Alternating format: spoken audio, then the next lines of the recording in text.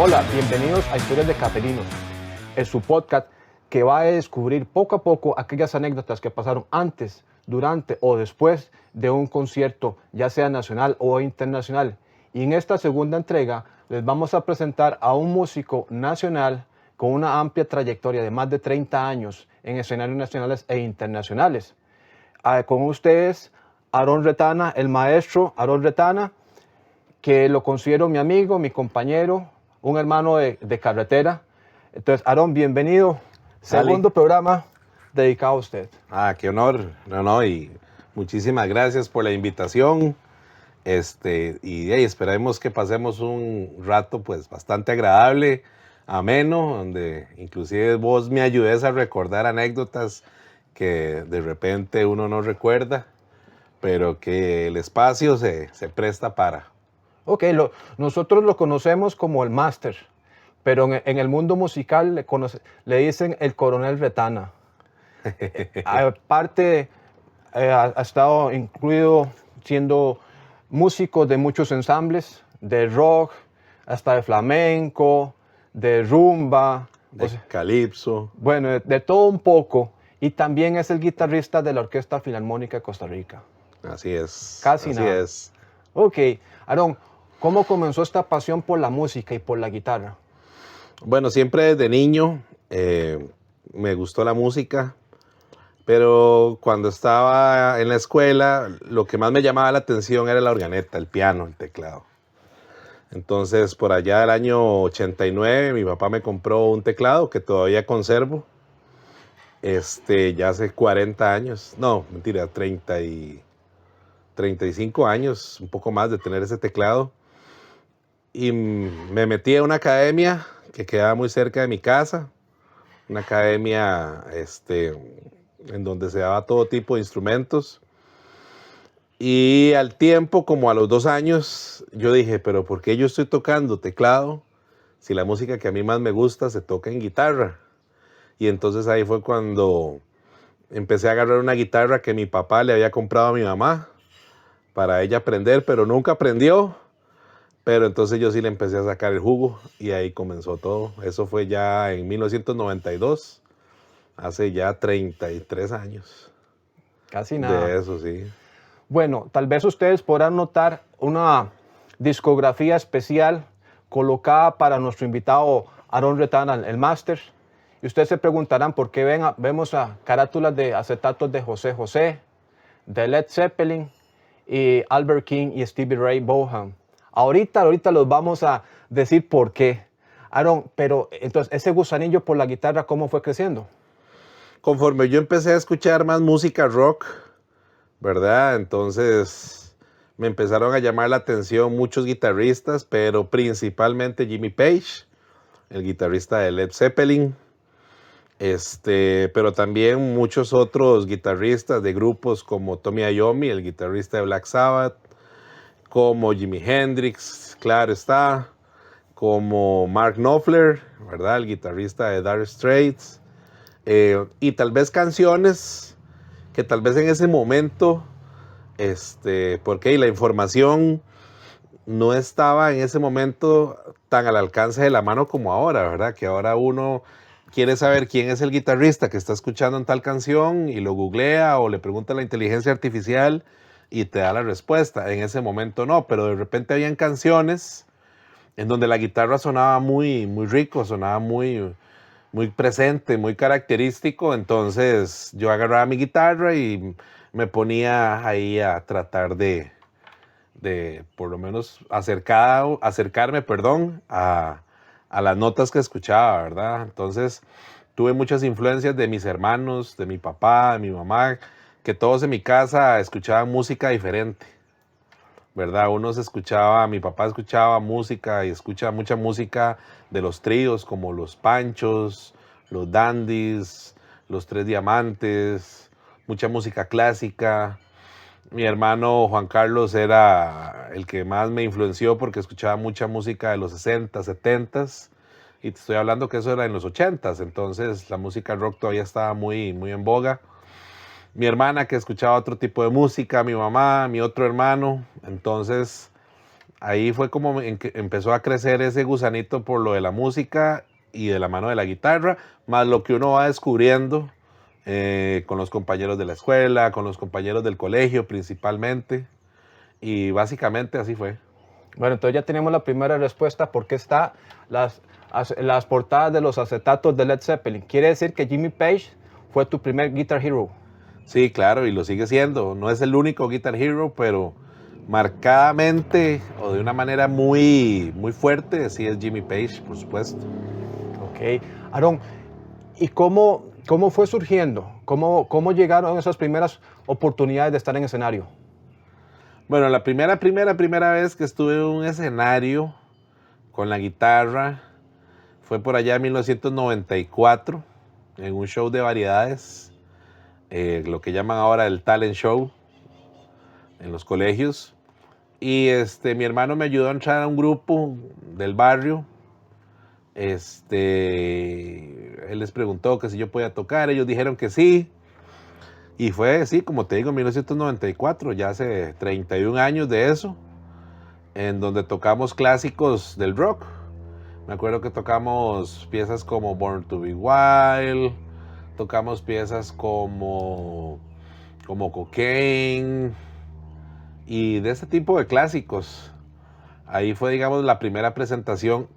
Pero un año antes yo ingresé a la Escuela de Artes Musicales de la Universidad de Costa Rica a hacer la precarrera de guitarra, que uno la puede hacer desde que está en el cole.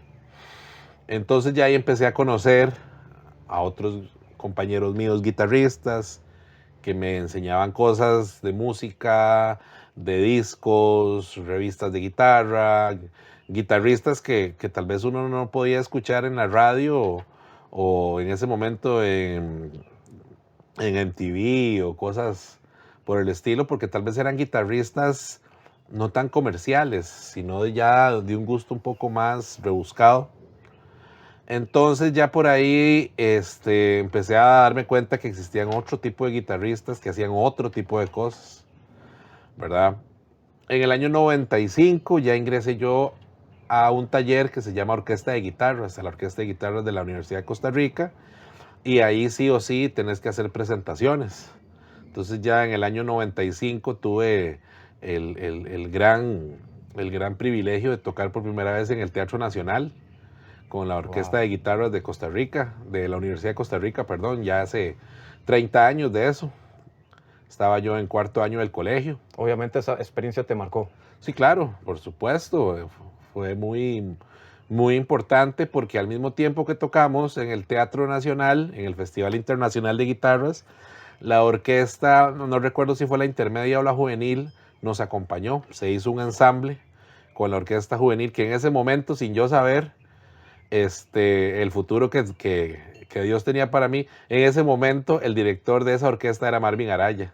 Dejémoslo ahí, dejémoslo ahí. Tenemos una par de anécdotas de Don Marvin. Y ahora, casi 30 y resto de años, seguís en esto. Usted lo llama Operación Frijoles. La Operación Frijoles, así, no solo yo, sino muchísimos colegas. ¿Por qué?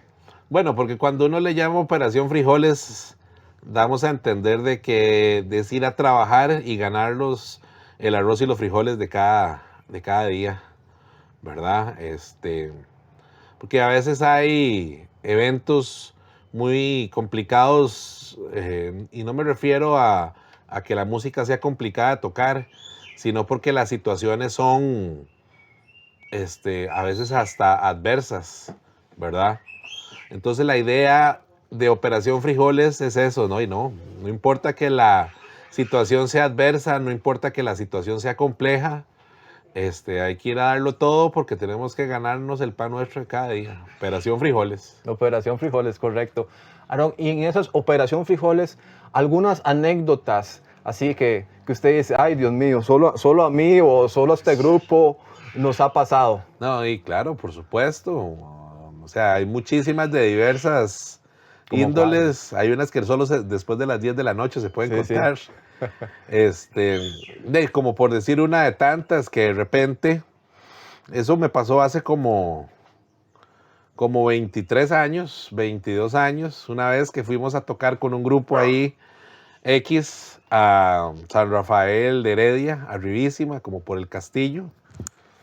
Bueno, ahí. Y ahí estamos donde el diablo perdió la chaqueta, ¿verdad? Y el viento se devuelve. Sí, claro. Y entonces, el lugar es muy lindo y todo, pero está ya adentro. Y bueno, lo que usted no llevó ese día, no lo llevó, porque ya después de volverse, no, es imposible. Bueno, entonces, para no hacer muy largo esa anécdota, comenzamos a tocar y en la primera pieza se me reventó la primera cuerda de la guitarra. Y adivine quién no había llevado ni una guitarra de repuesto ni cuerdas de repuesto. El máster. El mister. Qué barbaridad. Bueno, Aarón tiene una fórmula que le aplica a todos los músicos, ¿verdad? Cuando le dicen, ay, mi máster, estoy muy nervioso. ¿Qué hago? ¿Qué hago? Y Aarón les contesta, ay de usted que me haga pasar el ridículo. Pero oiga, casa herrero, cuchillo palo, en ese momento, ¿verdad? Sí, claro. Ahora, Aarón es de los músicos que carga un pequeño no, es bien grande, le llama la Barney Bolsa. Lo que no hay ahí, ya no hay. Ya no hay. Así es. Aarón, pero también te llegó la oportunidad de no solo compartir con músicos nacionales, sino también internacionales. Y en esto, un papel muy importante de la Orquesta Filarmónica. ¿Cómo se dio esa oportunidad de ser el guitarrista de planta de la orquesta? Bueno, muchas veces las personas tenemos que provocarnos las oportunidades, ¿verdad? Si queremos trascender en algo, tenemos que buscar nuestros sueños. Pero también a veces esas oportunidades llegan y te tocan a la puerta. Entonces yo recuerdo que esa vez, mi primer contacto con la Orquesta Filarmónica, yo estaba durmiendo y me llamó Javier Valerio, un saxofonista, y me dijo, mira, ¿qué estás haciendo? Y yo, estoy durmiendo. Mira, que tenemos un ensayo aquí en las instalaciones de la Sinfónica Nacional, porque la Orquesta Filarmónica está ensayando, va a ensayar un evento internacional y no tenemos guitarrista. Y yo, ay, man, qué pereza, man, muy temprano. ¿Cómo, hijo? Qué pereza, ¿verdad? Eso fue a finales del 2004. Eso fue como, bueno, no a finales, sino, bueno, pudo haber sido como en septiembre, octubre del 2004. Y entonces, al final, para no ser muy largo el cuento, llegué y resulta que era un concierto dedicado a Frank Sinatra, con un cantante de Las Vegas que lo imitaba increíble a Frank Sinatra y que había venido con su director musical, un pianista excepcional. El cantante se llama Rick Michael, ya ha venido varias veces al país. Y resulta que cuando ya me dan las partituras, veo yo que los arreglos son de Quincy Jones. Entonces yo digo, ¿pero qué es esto, verdad? Nada más y nada menos. Claro, y era la primera vez que yo ensayaba con la Orquesta Filarmónica y un montón de cosas, ¿verdad? Yo había tocado con orquestas, pero con la orquesta de guitarras, que éramos varias guitarras, o como cuando te dije que toqué en el Teatro Nacional y que se hizo una función de la orquesta de guitarras con la orquesta juvenil en ese momento. Pero solo guitarra con una orquesta era la primera vez de mi vida, claro, y yo estaba así, ¿verdad? ¿Se le mojó el hoggies? Sí, claro, lo duda. No, ya estando ahí, dele. Había que ponerle el pecho a las balas, ¿verdad?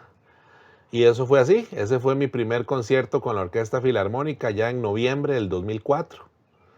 Hace ya más de 24 años. Ya casi 20 años más bien, un poquito más de 20 años. Y fue en el Teatro Nacional también. Fueron 2 noches. Y eso se grabó en un DVD, que ahí lo tengo por ahí, de grato recuerdo, mi primer concierto con la Orquesta Filarmónica, y resultó ser un concierto muy, muy especial para mí. Bueno, usted acaba de mencionar algo muy importante. Usted es de los pocos músicos que tienen en su memorabilia su trayectoria musical.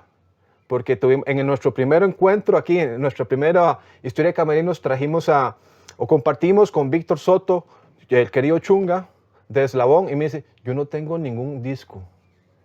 Y además le presentamos unos y no sabía que lo volvió a ver. No, eso ni sabía que lo habían publicado. Ese es Víctor, ¿verdad? Pero usted sí conserva todo eso. Sí, la gran mayoría, creo que sí.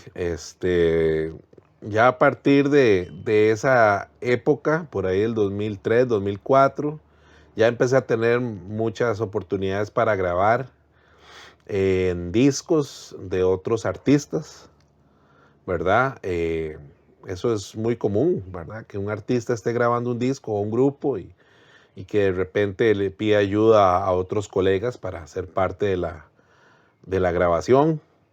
Entonces, si no me falla la memoria, creo que sí, la gran mayoría sí los tengo, ¿verdad? De artistas de acá con los que he tenido la oportunidad de grabar. A veces lo que se graba no es un disco completo, a veces solamente se graba una canción, a veces solamente se graba el solo de una canción, ¿verdad? Me ha pasado con la Orquesta Filarmónica cosas así en donde me ha tocado grabar el disco completo, pero también yo me acuerdo que cuando se grabó el disco de Vía Libre con la Orquesta Filarmónica y el de Gaviota, en ambos lo único que me tocó grabar fue el solo de guitarra en ambos discos, de unas piezas específicas. Entonces, a veces sucede eso, que sí hay que grabar todo un disco, o a veces es nada más, lo llaman a uno para grabar un solo y listo. Ahora, retomemos el caso del maestro de la Orquesta Filarmónica, Marvin. Una vez tuve el gran privilegio de ser el guitar tech de Aarón en el 2015, o para que se vaya refrescando la memoria, de la presentación de Led Zeppelin, la primera vez que tocaron Led Zeppelin, y eso fue como el regalo de cumpleaños de Aarón Retana. El regalo de la vida. Ok, pongan atención, pero a Aarón se le salió lo rockero y se compró una camiseta Led Zeppelin lindísima, 3/4 de manga, empezó a tocar aquí, vamos, toda la parafernalia, una pedalera como de 1.5 metros, y Marvin nada más hacía así. ¿Qué pasó después, Aarón? O sea, Marvin me dijo que no, que tocara con el traje de la orquesta y todo, y con corbatín y todo. Y yo, me voy a poner la camisa. No creo que se enoje mucho, ¿verdad? Bueno, y ya, y me la pongo, y me hizo la mirada matadora, ¿verdad? Que es así un enjache. Pero digo yo, pero después echó una risilla. Entonces digo yo, bueno, se enojó, pero no tanto. Claro. Entonces empieza el concierto de Led Zeppelin, y en lo que vamos a tocar Heartbreaker tenía una introducción en donde primero comienzan las cuerdas, o sea, los violines, las violas, los chelos y los violonchelos. Primero comienzan ellos solos y ya después comienza la guitarra, o sea, mi persona haciendo la melodía principal de Heartbreaker. Pero yo conté mal. Yo tenía que contar, por decir algo, 4 compases, que era lo que tenía que tocar la orquesta, y yo no sé por qué, no, sí sé la razón, por soquete, conté 3, entonces entré antes, o sea, me le atravesé a la orquesta, entonces Marvin estaba dirigiendo, y me vuelve a ver bravísimo y me hace, y yo entendí el mensaje, eso significaba que mañana viene de traje entero.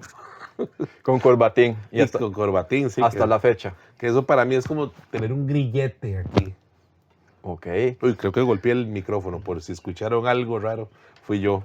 Ahora bien, vamos a descubrir por qué del lado de Aarón están las portadas de varios discos de José José. Y aquí, Aarón, yo no hago la introducción, mejor usted inspírese a contarnos por qué.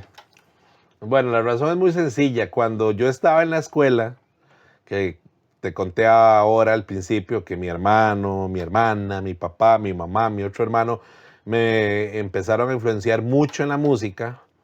Yo recuerdo una vez que mi hermano Juan Carlos puso un disco que se llamaba Las 20 Triunfadoras de José José.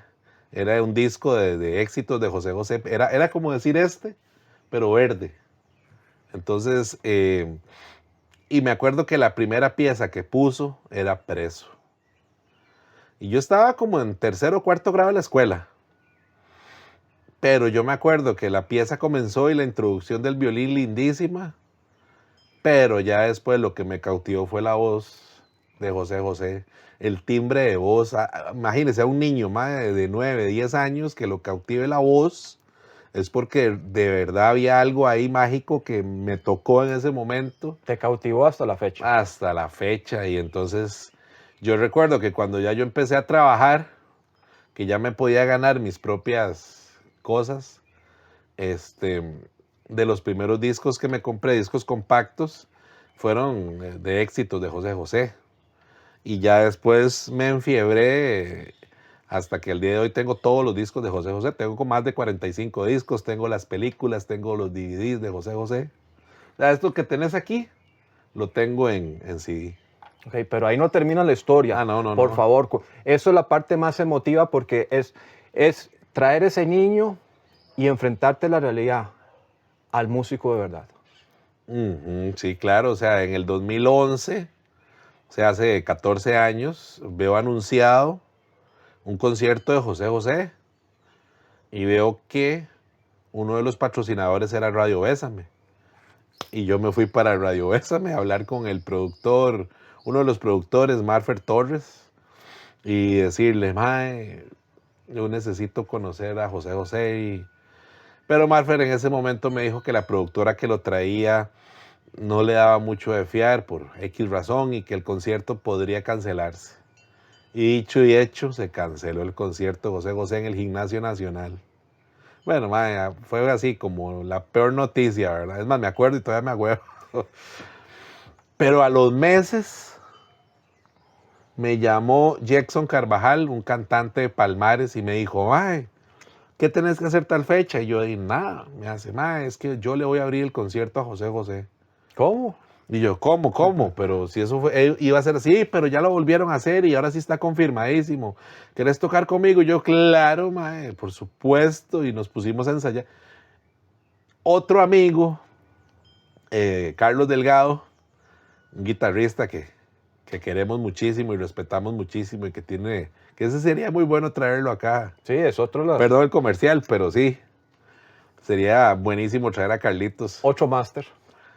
Él me llamó y me dijo, Aaroncito, ¿qué tenés que hacer tal fecha? Y yo, uy, esa es la fecha que me había dicho Jackson, aunque me paguen $1,000,000, yo no voy a ir, yo no voy a dejar esa oportunidad de poder abrirle el concierto. Y me dice, Carlitos, es que le vamos a abrir a José José. Y yo, ¿cómo? Pero si me llamó tal, sí, pero a nosotros, ellos tenían un grupo que se llamaba Ocalupo, que cantaba de Enrique Dodero, el baterista era Gabriel Gutiérrez, Carlitos era el guitarrista, Felipe Contreras el bajista y Nelson Álvarez el tecladista.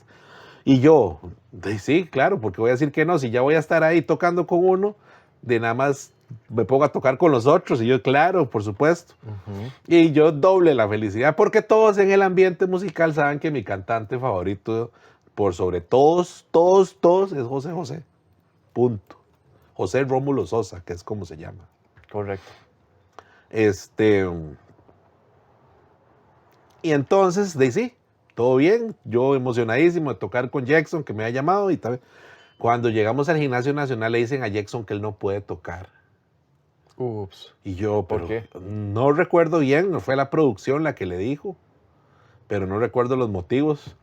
Pero yo por dicha había accedido con el otro grupo, entonces o sea, yo me sentí muy mal por Jackson y por los otros músicos, pero por dicha Dios me dio una segunda oportunidad ahí mismo de poder abrirle el concierto a José José. Y como ya era un hecho de que sí le íbamos a abrir el concierto, días antes yo me preparé y hablé con un fotógrafo que se llama David Chacón y le dije, David, vea, mae, este domingo que viene necesito contratarlo. Eso fue hace 13 años, no, hace 14 años, en el 2011, en agosto del 2011.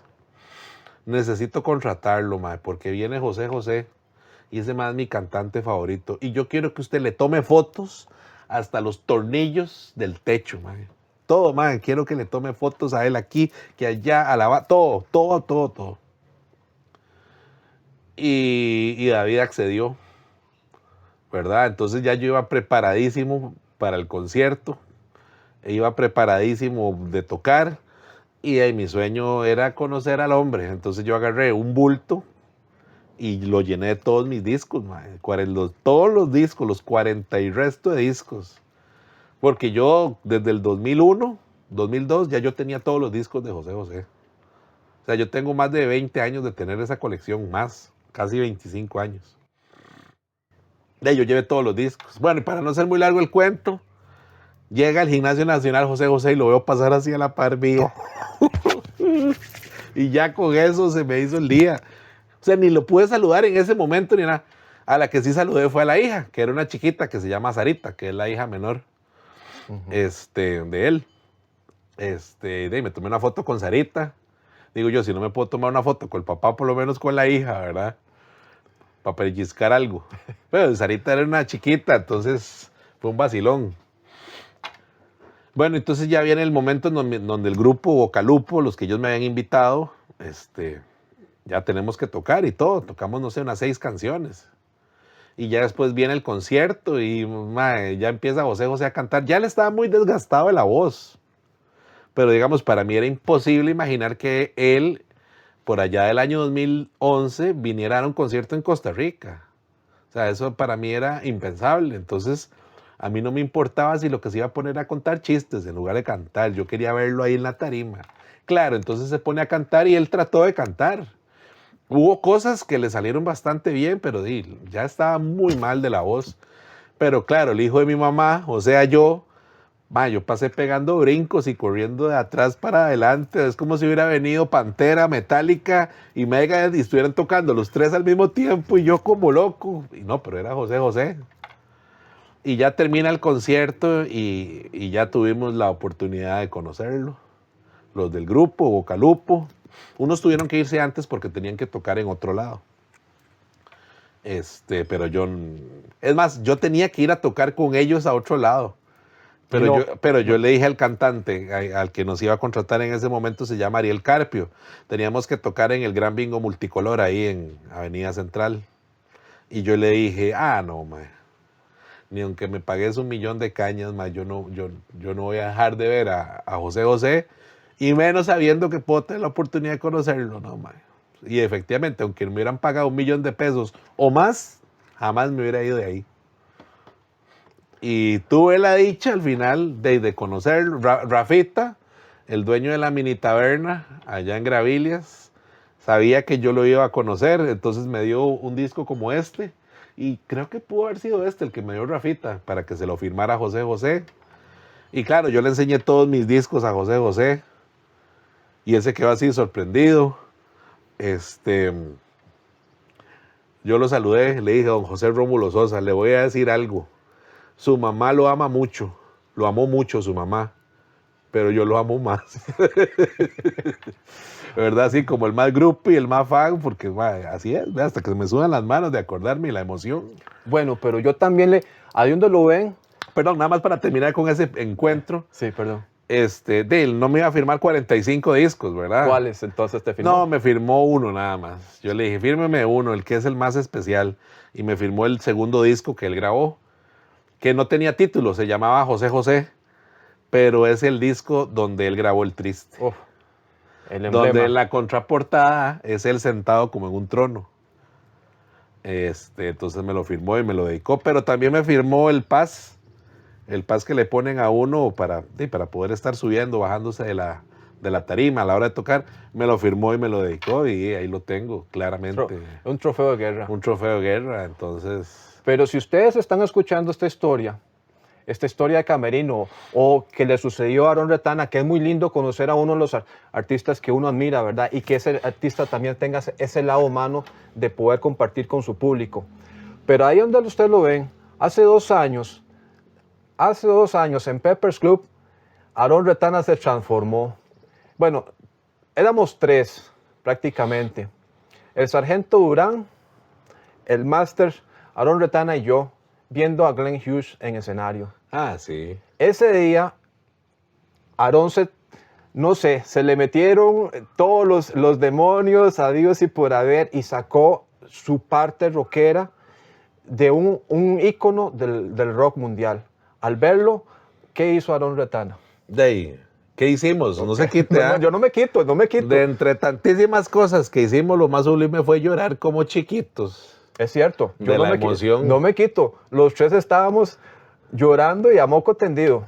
Sí, pero claro. cuando termina el concierto, Aarón Retana se pone así en barricada, saludando a todos, guitarrista, muy bien, baterista, Glenn. Aaron quería subirse al escenario, abrazarlo de la emoción, de la euforia que vivió, sobre todo escuchar Bird, de esa voz de un hombre de 70 y resto de años, con un galillo que cualquier joven se desearía. Totalmente, sí, ¿verdad? No, fue de los conciertos más emotivos en que Dios nos ha permitido estar.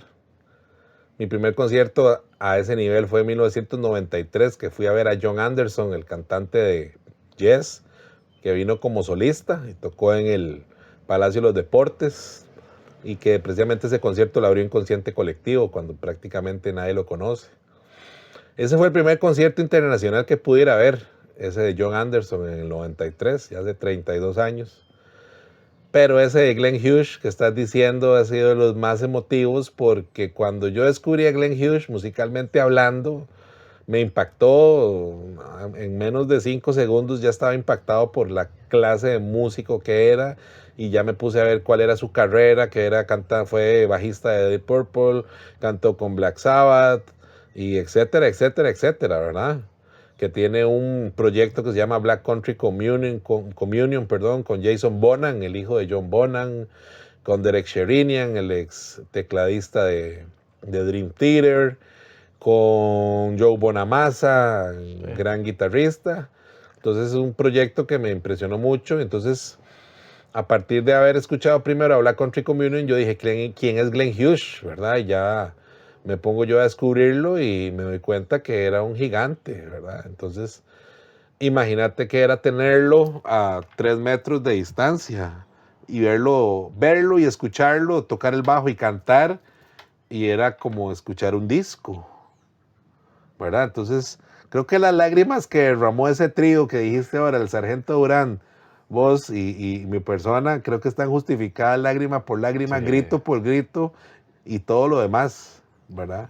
Sí, en ese momento la que nos cuidó las espaldas, nuestra escudera, fue la licenciada rebelde Francela Sáenz, que ahora es la esposa de Aarón.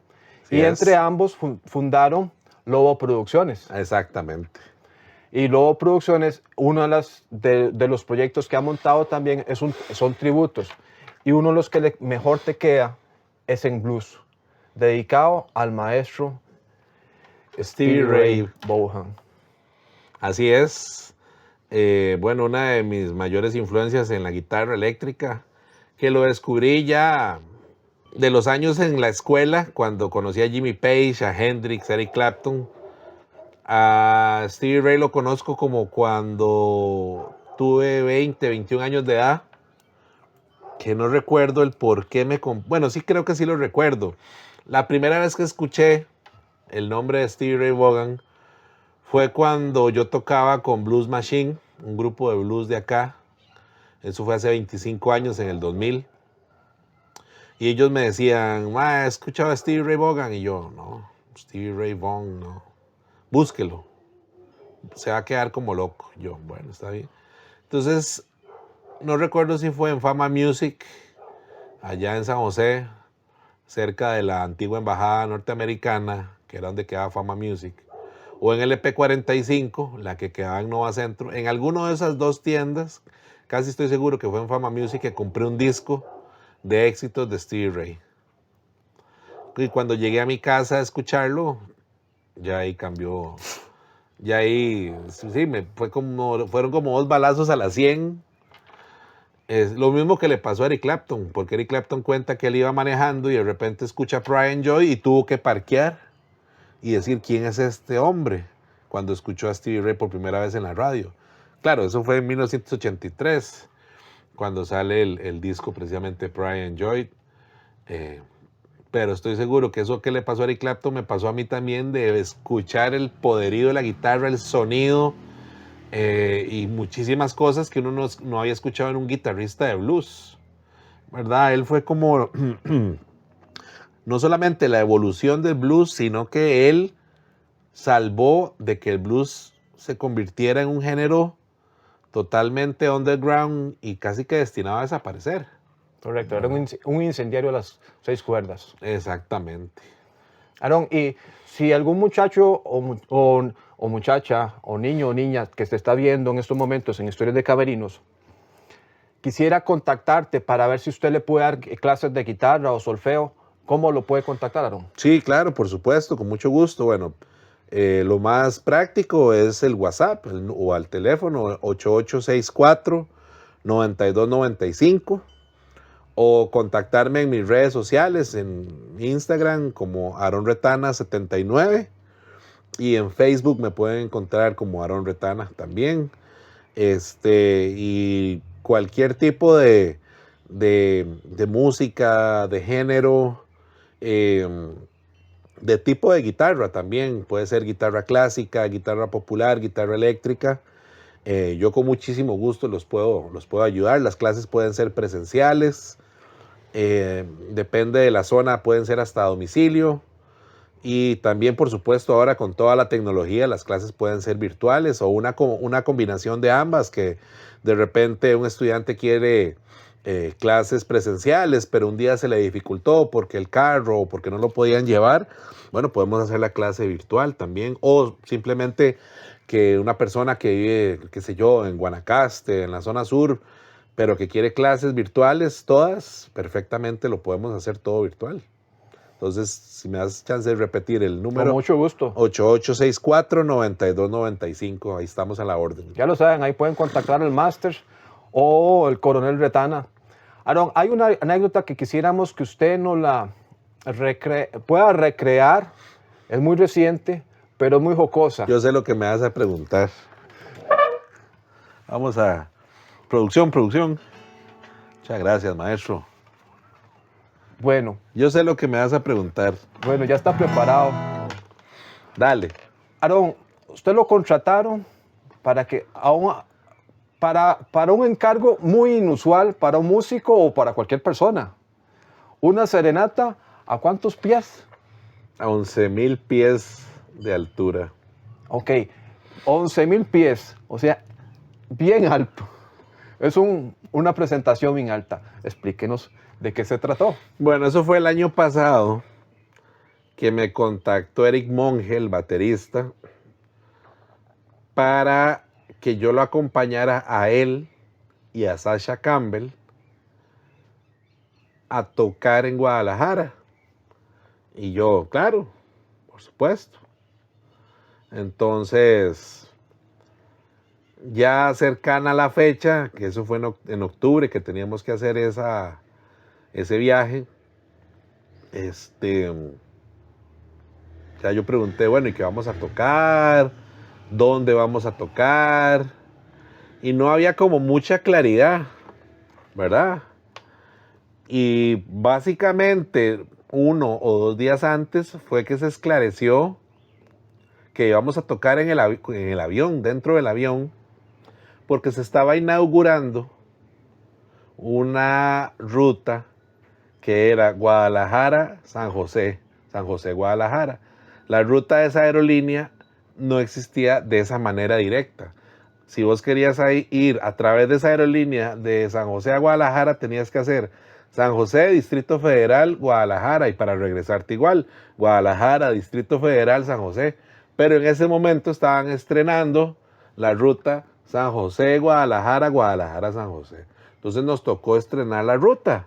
Pero uno lo que creía era, bueno, y sí, tal vez en la agencia, en el edificio, en las oficinas. No, en el aeropuerto. Ah, bueno, sí, está bien, en el aeropuerto. No, en el avión. Ah, bueno, en el avión. En el avión volando. Ahí están los 11,000 pies. Ahí están los 11,000 pies. Teníamos que tocar en pleno vuelo. Ok. Ahí no termina la historia. No, ahí no ha ni empezado la historia, ¿verdad? Entonces ya sabíamos lo que íbamos a tocar. Yo llevé una guitarra acústica muy parecida a esta porque de ahí, ¿dónde va a conectar un amplificador? ¿En la turbina? No. O una pedalera. No, todo tiene que ser así con guitarra de palo. Pues, ¿cuál fue mi sorpresa?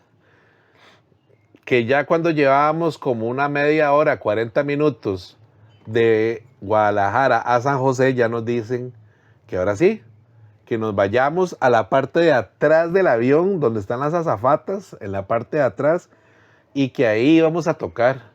Entonces Sasha iba a cantar con el micrófono que usan las azafatas para dar directrices o mensajes o algo, ¿verdad?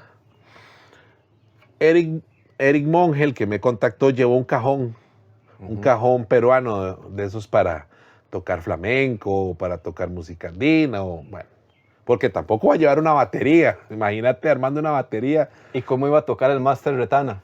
Yo iba a tocar con una guitarra así, con una faja, de pie, y entonces ya estamos tocando cualquier cosa. ¿Verdad? Entonces, una de las azafatas me está ayudando a sostenerme el iPad para yo poder leer la música que vamos tocando, porque algunas cosas me las sabía de memoria y otras no, ¿verdad? El iPad humano, entonces. El atril humano. El atril humano, ok. Sí. Entonces la muchacha me estaba sosteniendo el iPad ahí, entonces yo, digamos que tu computadora es el iPad, entonces yo estoy así, tocando y con la mirada en el iPad, ¿verdad? De las piezas que yo no me sabía. Entonces estoy tocando. ¿Y cuál fue mi sorpresa? Que de repente estoy tocando y hago... Uy, uy, uy, uy, uy, uy. Uy, uy, uy, uy. De mal, el avión empieza a hacerse así para un lado y después así para el otro. Y claro, entonces voy yo para acá y voy yo para acá. Me recordé de Alf. ¿Te acuerdas? El muñeco. Alf, ¿verdad? El muñeco, porque cómo era que bailaba Alf. Alf venía para acá y volvía a hacer aquí y venía para acá y hacía así. Mae, me sentí como Alf en ese momento, mae. Entonces sí fue muy gracioso porque yo no sé cuántas personas han tocado en un avión en pleno vuelo. Tal vez dentro de un avión sí, pero parqueadito en la pista, ¿verdad? O en un aeropuerto, que eso sí es muy común. Pero en un avión, ya de pasajeros, no es un charter, no era un avioneta, no, un avión de pasajeros, a 11,000 pies de altura. Yo no sé cuántas personas lo habrán hecho, pero sí, fue vacilón. Una raya más al tigre. Una raya más al tigre, sí. Bueno, esto es parte de que hemos desmenuzado rápidamente, porque si quisiéramos hacer saber más historias de Aarón, tendríamos que hacer una segunda o hasta un tercer programa, que perfectamente lo podemos hacer. ¿Qué les parece a ustedes si le embarcamos de una sola vez a Aarón Retana para unos próximos programas de historias de camerinos? Tal vez que nos cuente historias de otros proyectos, otras anécdotas o de otros músicos. O de otros músicos. Que tal vez no es algo que me pasó a mí, pero que sí fui testigo. Es importante. Entonces, ahí se las dejamos picando, que ustedes nos sigan en nuestras redes sociales, que vean cuando vean este video, se suscriban al canal, también leen la campanita.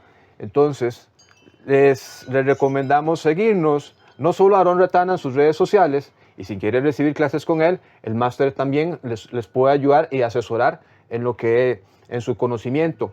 Y entonces, les dejamos, esta fue nuestra segunda entrega de Historias de Camerinos. Como dicen las telenovelas mexicanas, continuará con Aarón Retana en unas futuras entregas, no solo con historias de él, sino lo que le ocurrió a otros músicos nacionales en escena. ¿Les parece? Muchas gracias por habernos escuchado. Aarón, gracias, de verdad. Ali, muchas gracias. Siempre a vos. Soy la sombra de Aarón Retana en muchos conciertos y ahí me ven, siempre vestido de negro, pero él es el máster, el coronel Retana. Gracias. Muchas gracias y bendiciones y saludos para todos. Que estén muy bien. Y de verdad, fue un rato muy ameno.